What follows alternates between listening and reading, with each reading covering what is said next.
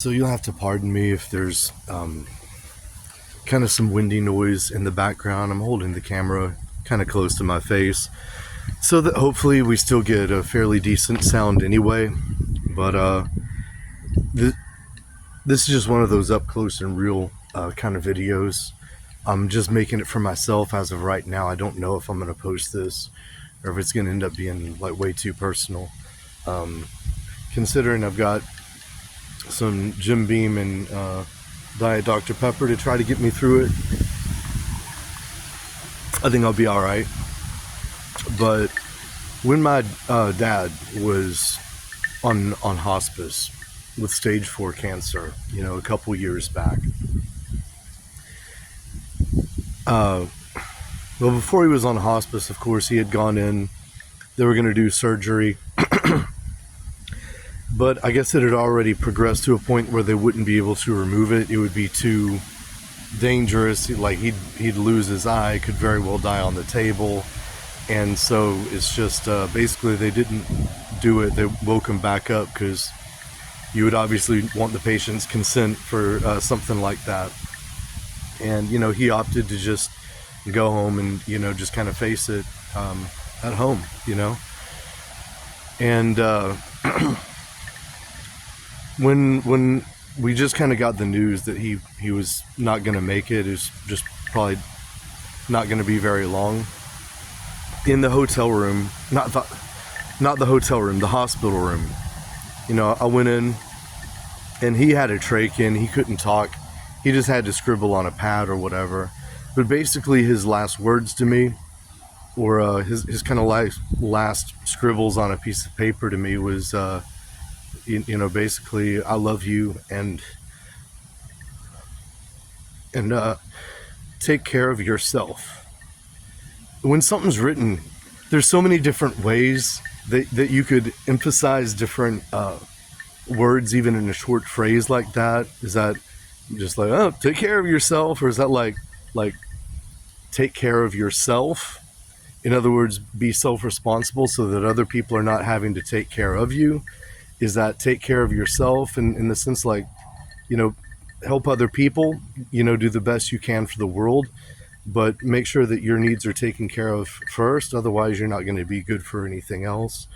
Or, is it, you know what I mean? But I kind of take it to kind of mean maybe all of those things and more. It's just take care of yourself. I mean, what could be better advice than that in a way, And my last words to him, really, before he's so medicated out of his mind that you don't really know if they're hearing you again anymore or not. He was doing really bad. This was one of his last periods of consciousness or lucidity.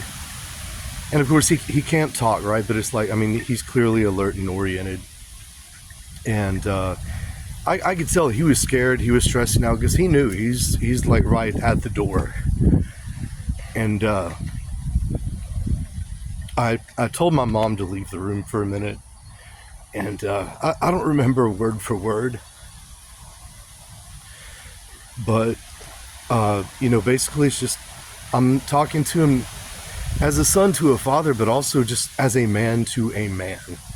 And I could see in his eyes that he understood. And basically I said, hey, like, I know you're scared. It's okay. We all are. Like, it's a lot. It's a lot. And we're all trying to be here for you and do the best we can. But like me and my brother, I said his name, I'm just not putting my brother's name out there. We have to work. We're here as much as we can. I was suctioning his trach and, administering, stuff through peg tube and all that kind of shit. Because I'm a former EMT. I was kind of the one doing a lot of stuff. My mom was kind of carrying the most of it, and that's kind of what I said. I'm like, look, it's is mostly her, and she's old, she's by herself. This is a lot for her, and she hasn't been sleeping. And of course, it's really hard on her. And basically, I just told him, like, you got to make it easy on her, because she doesn't have medical training. She's not prepared for this. She's an old lady herself. You know what I mean? You got to make it easy on her. And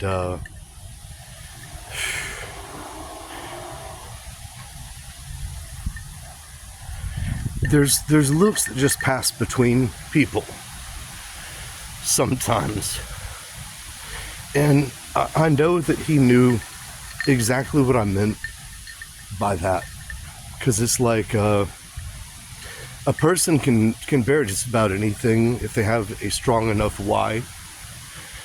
And I think it really kind of helps him that he's doing this, like, for her, like the love of his life. And like, I kind of told him what he needed to hear to kind of give him strength to face the end with courage. And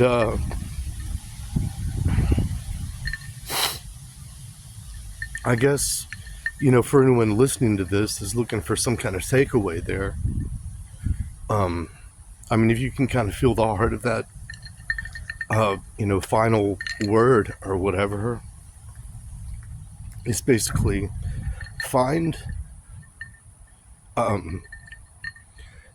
whatever why it is for you that you can do this for, that you can draw strength from, and then just, face what you must, with courage and stoic acceptance.